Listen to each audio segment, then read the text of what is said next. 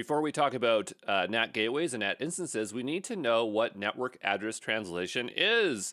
So it is a method of mapping an IP address space into another by modifying the network address information in the IP header of packets while they are in transit across a traffic routing device. So an example for AWS would be, imagine you have an EC2 instance that's using IPv4. It has an internal address, something like 10.10.10.254, but that's a address that makes sense in a local network, but out to the internet, that makes no sense. So you have to map it to an address that can be routable back to that private instance. And so here you can see it's going to be 172.16.131.254.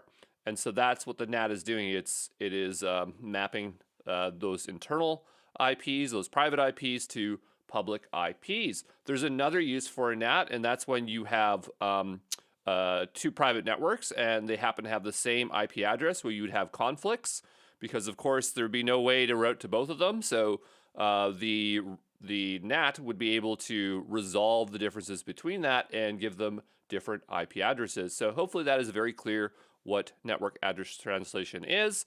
NATs really make sense for IPv4. IPv6 is not an issue because you have an inexhaustible list of addresses, okay?